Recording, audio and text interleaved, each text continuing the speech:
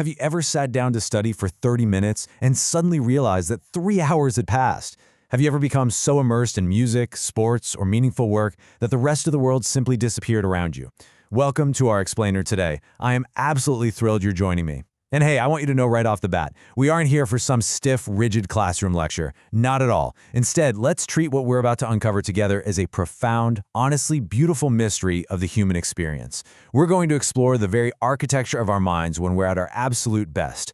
We're diving deep into an experience that connects every single one of us, no matter our backgrounds, our careers, or our passions. It's this incredible state of being where our potential is just fully unlocked.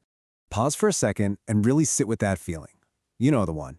You look up at the clock, completely bewildered. The sunset outside your window, your coffee has gone totally ice cold, and an entire afternoon has simply vanished into thin air.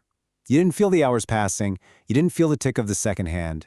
Where does time go during such extraordinary moments? It's one of the most bizarre, almost magical sensations we can experience as human beings, right? To look around and realize the entire world has moved on without you simply because you were entirely consumed by the present moment. Today, we'll discover one of psychology's most beautiful mysteries, the psychology of flow. So let's explore the foundation of this concept. It was first introduced to the world by the renowned psychologist Mihaly Csikszentmihalyi.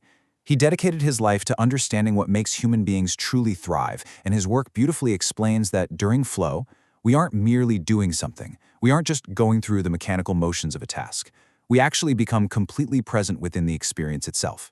Think about the profound difference between forced focus and effortless focus. When you're forcing yourself to do a tedious task like, filling out complex tax forms or memorizing something you find entirely uninteresting, your focus feels incredibly heavy, doesn't it? It just drains your energy. But flow? Flow is buoyant. It's a state of complete and utter immersion, where your concentration becomes completely self-sustaining.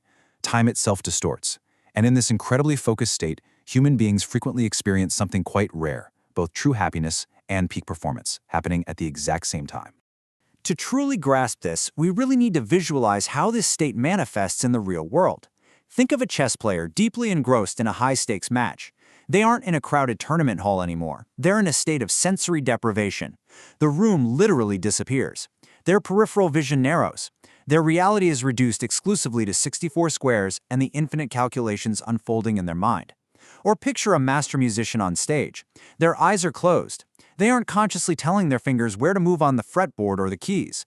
At that precise moment, the instrument is no longer a piece of wood or brass. It's become a seamless extension of their own physical body. Consider the elite athlete sprinting down the field. 50,000 fans are screaming at the top of their lungs. Yet to the athlete, that deafening roar fades into a muted whisper or even total silence. Or hey, even consider yourself as a student. So locked into a fascinating subject that you completely forget your fatigue, your hunger, and every single distraction around you. You've likely felt this intense, laser-like focus far more often than you even realize. Now, let me ask you something, and I really want you to think about it. Do you believe that happiness only arrives after you achieve success? We are so deeply conditioned by our culture to delay our gratification.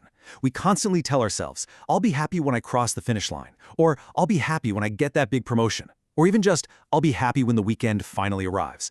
It's kind of a tragedy of the human condition that we spend so much of our lives waiting for tomorrow to bring us joy.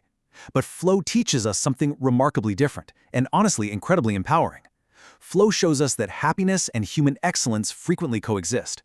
We experience our greatest moments not while we're just resting on the couch, and not just when we're receiving a trophy, but actively while we are becoming completely immersed in a meaningful activity. Happiness isn't just the destination. Sometimes true happiness exists during the very journey itself. You see, our minds are incredibly sensitive instruments, and the mechanics of human engagement depend heavily on finding a very specific balance. Think about the physical sensations of taking on an activity that is just excessively easy. What happens? Well, your eyelids get heavy, your fingers get twitchy, your attention helplessly drifts, and you instinctively reach for your phone to scroll through social media just to feel some sort of stimulation. We get terribly bored. On the flip side, what happens if we take on an activity that is overwhelmingly difficult, something that far exceeds our current capabilities? Our minds react with immediate stress. Your chest tightens, your breathing gets shallow. You experience anxiety, intense frustration, and an overwhelming desire to just quit. The magic of human engagement relies on avoiding these two extremes. You can't be bored and you can't be panicked. You have to navigate right down the middle. So the crucial point here is that human excellence frequently grows within this beautiful, delicate balance between the challenge presented to us and our own competence. Peak experiences emerge when a challenge gently stretches our abilities. Think of it exactly like a rubber band. You want to stretch it far enough to create tension and potential energy, but not so far that it snaps, right? When you engage in an activity that demands your full attention and slightly pushes the boundaries of what you can currently do, your brain just rises to the occasion. It dumps dopamine and norepinephrine into your system, locking your focus and elevating your performance. This delicate stretch, this space right on the edge of your abilities, is the exact environment where greatness is cultivated. You can see this beautifully in sports psychology. Imagine a basketball player in a championship game. The clock is ticking down. 3 seconds, 2 seconds, 1. The player catches the ball, twists in midair with 2 defenders right in their face, and releases a shot that looks absolutely impossible to the rest of us. It defies gravity, it defies logic, and to the observer, it appears to be pure, unadulterated magic. Yet when you ask that athlete about it in the locker room afterward, they frequently describe the movement as feeling totally effortless. It felt completely natural. Why? Because that singular moment of magic is built upon a foundation of years and years of disciplined preparation. 10,000 unseen hours in an empty gym. They've internalized the skill so deeply that when the ultimate challenge presents itself, their mind and body simply take over, bypassing conscious, anxious thought entirely. But here's the thing. Flow is absolutely not reserved for Olympic athletes or famous musicians. It is available to all of us, every single day, in our ordinary lives and careers. Teachers experience flow when they're passionately explaining a complex concept, and the entire classroom is locked in with them, hanging on every single word. Artists experience it while blending colors to create meaningful work, totally losing track of the hours passing in their studio. Think of a programmer sitting at a computer late at night, entering a flow state while unraveling incredibly complex, fascinating lines of code, building a cathedral of logic line by line, watching the pieces perfectly snap into place. Even parents occasionally experience flow when they finally put their adult anxieties away, get down on the living room carpet, and engage joyfully and completely in imaginative play with their children. This tells us something vital. We experience flow not because of who we are or what our job title is, but because of how deeply we are willing to immerse ourselves within a meaningful experience. But here is where psychology teaches us a fascinating and honestly somewhat paradoxical lesson. Have you ever noticed that trying too hard to be happy rarely works? Like, if you wake up and declare, "I am going to force myself to be happy today," you almost always end up feeling uniquely miserable. Flow cannot be directly pursued in this way. Human beings rarely experience this beautiful state of mind while desperately attempting to become successful, or while constantly anxiously tracking their own happiness.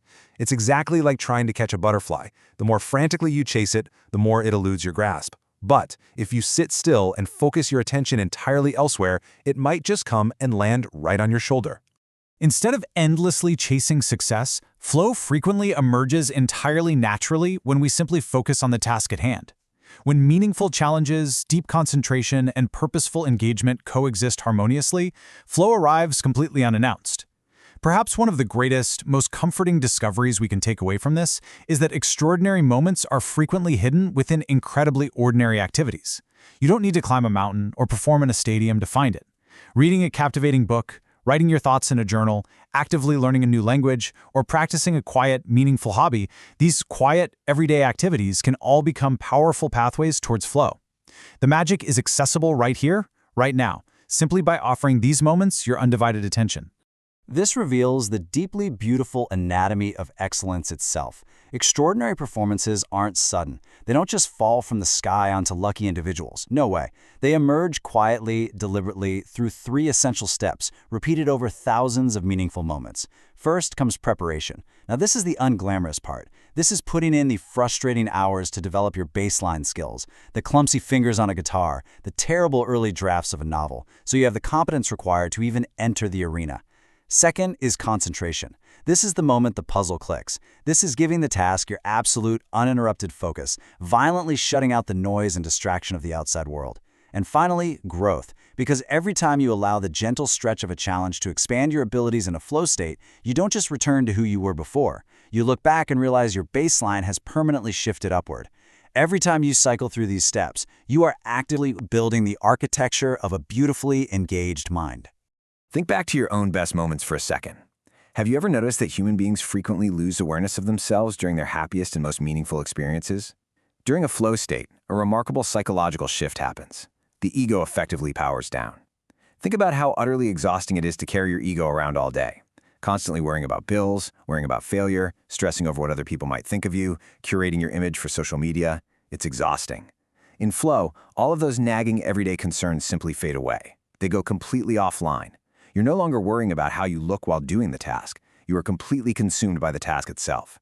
You are perfectly and completely present within the moment. It is the ultimate relief. It's an incredibly liberating experience. And as we pull all of these threads together, this beautifully reminds us of exactly how we should frame our days. Flow reminds us that we do not have to wait for tomorrow to find joy.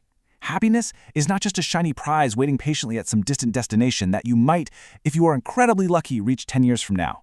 It doesn't require a grand stage. It doesn't require a massive audience or public validation. Joy is actively built into the effort you put in today. It quietly exists right now. It is waiting for you within whatever meaningful challenge you choose to fully dedicate yourself to today. Perhaps happiness is not something we find. Perhaps it is something we enter. When mind, challenge, and purpose become one, flow begins. All right.